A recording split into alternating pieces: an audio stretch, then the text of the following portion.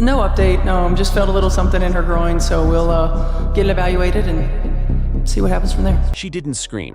She didn't collapse in front of a crowd. She just walked, slowly, painfully, toward the bench. Her shoulders shook. Her face disappeared behind a towel. And that's when the truth hit everyone. Caitlin Clark wasn't just hurting. She was breaking. Not from one hit or one bad play, but from months of being pushed past the edge.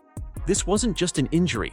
This was a warning, and no one around her seems ready to listen. Walks down to the end of the court. You can tell that she's in pain. You can tell that there's something wrong. She goes to the, what's it called, like stanchion or whatever, the thing that holds up the basketball hoop on the other end. She hits her head on it. She is fighting back tears, and she walks straight over to the bench. Now, when she goes over to the bench, she starts crying, and I've honestly never seen Caitlin Clark cry on the court except when she lost the national championship game. Before this game, before the limp, before the tears, the signs were there. Caitlin Clark entered the season with a quad issue, a strain, a red flag. Instead of slowing down, the Indiana Fever sent her on a media blitz, exhibitions, non-stop travel, and full-speed practices. They flew her back to Iowa for a preseason showcase, not for rehab, not for strategy, but for PR, for nostalgia, for headlines. It didn't matter that her leg wasn't ready. What mattered was ticket sales. From day one, her health became secondary to her presence. And when she re-aggravated that injury in season, what did they do? Gave her a break, briefly, then tossed her right back into the fire. Because when the league needs a face, they forget there's a person behind it. That's not bad luck. That's bad management. And it set the stage for what happened next. She keeps it together no matter what is happening. But you could just tell that something happened on that play. And it was either the pain of it, it was either like, here we go again, it was frustration. It looked like any other highlight. Caitlin delivered one of her signature dimes, a laser-sharp backdoor dish that electrified the crowd. But instead of running back, she froze, reached for her hip, bent over, took a step, then another, slower, tighter. The energy in the arena shifted. Fans knew something was wrong. She tried to shake it off, walked to the stanchion under the basket, and pressed her forehead against it. Silent, still, like she was hiding the fact that something inside had snapped. And then, without making eye contact, without drama, she limped to the bench, grabbed a towel, and covered her face. That was the moment everything became real. This wasn't just soreness. This was her body waving the white flag. Caitlin Clark has faced more physical punishment in her rookie season than some players face in 5 years. Kennedy Carter's shoulder, Marina Mabrey's forearm, endless boxouts, grabs, bumps, and cheap shots from veterans looking to test her. Through it all, she's never asked for sympathy. She's never flopped, never cried. She just stood up, adjusted her jersey, and got back to work. But tonight, there were no opponents crashing into her, no rough fouls or wild scrambles, just her body, saying, "That's enough." That's what makes this so terrifying, because if someone that resilient, someone that emotionally locked in, finally lets go, then she's been pushed way past what most people can handle. Stephanie White's coaching decisions have become a puzzle no one can solve. Caitlin plays 4 minutes, then sits 5. She checks in, hits a shot, then she's pulled. Big moments? She's benched. Scoring runs? Interrupted. Worse, she's often paired with guards who don't complement her style. Instead of running the offense through her, they scatter it. And all of this is happening while she's managing soft tissue injuries, quads, groin, fatigue. You don't throw a star into stop-and-go minutes and expect consistency. You don't cool down a hot hand for no reason. And you definitely don't treat the face of your franchise like a bench rookie. This isn't about blame. It's about urgency. Because bad rotations aren't just killing momentum, they're risking long-term damage. Behind every three-pointer, every assist, and every sprint down the court, there's a story the cameras don't show. Caitlin Clark hasn't played a single game this season at 100%. You think the quad injury magically vanished in 2 weeks? You think a groin strain heals overnight? No, she's been suiting up sore, battling fatigue, grinding through every quarter like her career depends on it. And maybe, in her mind, it does. Because the expectations are overwhelming. Not just from the Fever, from the league, the sponsors, the networks, the fans. Every appearance is a must-see. Every performance is dissected frame by frame. But the truth is this: she hasn't been given the time to recover. No full reset. No, let's be cautious. Only pressure, only urgency, only the unspoken demand to be available. And now we're seeing the result. Not because she failed, but because everyone else failed to protect her. Despite everything, The injuries, the mismanagement, the emotional drain, Caitlin Clark still performs. Before she limped off, she had already put up 14 points, dished out 7 assists, and grabbed 8 rebounds. That's not a stat line, that's a leadership blueprint. She wasn't coasting, she was controlling the game. When Clark is on the floor, the Fever move faster, shoot better, defend harder. Her plus-minus is off the charts, and it's no coincidence. She gives them spacing, rhythm, confidence. And when she went on that run in the third quarter, jumper, layup, deep three, free throws, she didn't just score points. She built the cushion that sealed the win. Then, moments later, her body gave out. And while the crowd was still cheering the scoreboard, she was alone, face down in a towel, trying not to fall apart. Because even when she's in pain, she gives everything. And the cost? We saw it right there on the sideline. Indiana beat Connecticut. The final score said victory. Mitchell was electric, Howard was a force, Cunningham brought energy. But none of that is what people will remember. Because the headline wasn't Fever win, it was Clark breaks down. That's what lives in the minds of fans. The moment when she walked away from the court in silence, tears in her eyes, unable to speak. It overshadowed the stat sheet, swallowed the highlights, and turned a good night into a disturbing one. Because if this is what victory looks like, what does failure even mean anymore?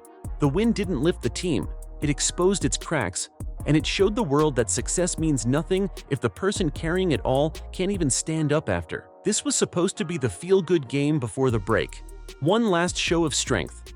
A reminder that the Fever were still in the mix. But instead, it turned into something darker. A mirror, forcing the team and the league to confront what they've been ignoring. Clark's tears weren't just from pain, they were from frustration, exhaustion, betrayal.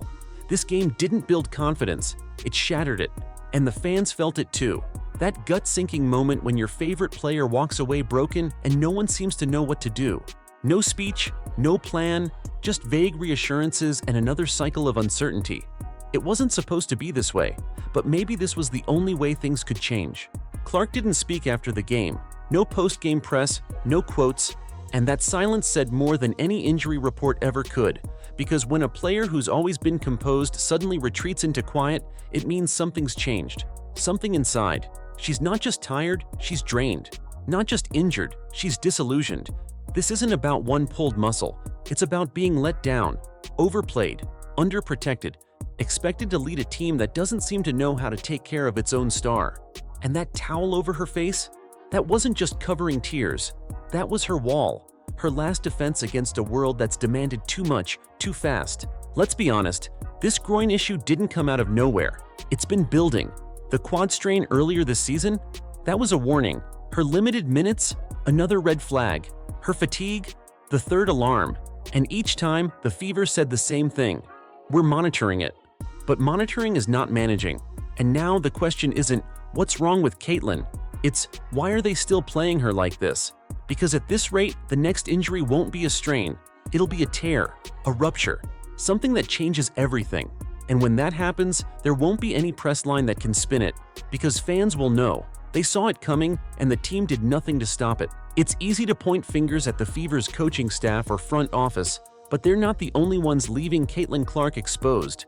Game after game, the officiating has been inconsistent at best, negligent at worst. From the first tip of her rookie season, opposing players have tested her limits. And why wouldn't they? When no whistles blow, the message is clear. She's fair game. Whether it's hard screens, aggressive body checks, or grabs off the ball, Clark is getting punished for being a star. And when she finally stood up for herself and told a ref to grow up, it wasn't a meltdown. It was the boiling point of weeks of ignored contact. She wasn't disrespecting the game. She was demanding to be treated like a human being. But instead of support, she got silence. No league response, no accountability. Just another example of how the system keeps failing its most valuable asset. Caitlin Clark doesn't just play basketball. She performs. She headlines. She sells out stadiums. And that's exactly how the league is treating her. As a walking revenue stream. From media obligations to road games stacked back to back, it's clear she hasn't had a moment to breathe. Recovery? Secondary. Rest? Optional. Privacy? Non-existent. She's become the WNBA's marketing centerpiece. And yet, where's the investment in her well-being? Where's the minutes restriction? The personalized training staff? The proactive injury prevention? Instead, we hear the same vague phrases, "We'll see how she feels." But her body has already spoken. It's not about how she feels. It's about how she heals.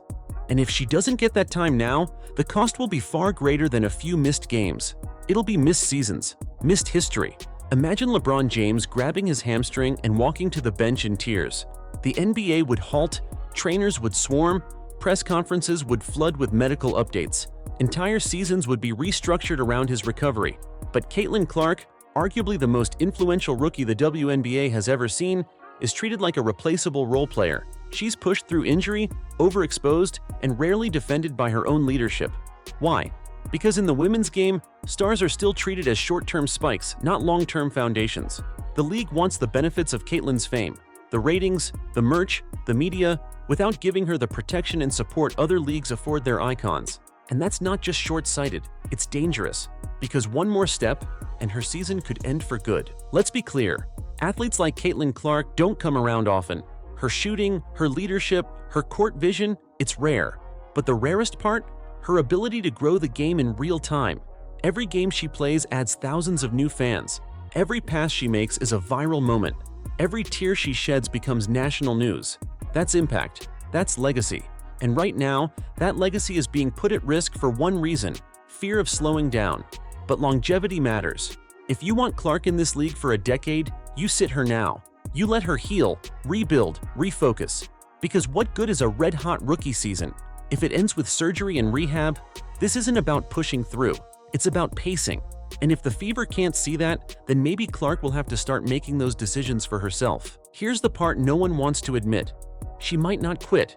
She might stay silent. She might keep showing up night after night, doing what's asked of her. But not because she's okay, because she feels obligated, because she knows how much weight she carries, because no one around her is giving her permission to rest. And that's what's scariest of all. Athletes like Clark don't always wave the white flag. They crash. They tear something. They fade mentally until they're just going through the motions. And by the time the team finally steps in, it's too late. You don't wait for someone to say, "I can't do this anymore." You see the signs and you act. Right now, all the signs are flashing. But is anyone actually watching? This was never just about a groin injury.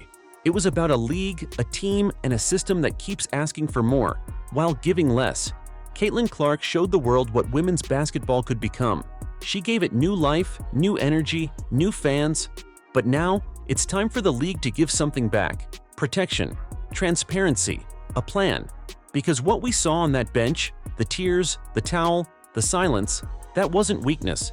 That was the result of strength being pushed too far. And if the Fever don't pull her now, if they keep squeezing her for ticket sales and media hits, they're not just risking her season, they're risking the future of the league. Because whether they realize it or not, she is the league.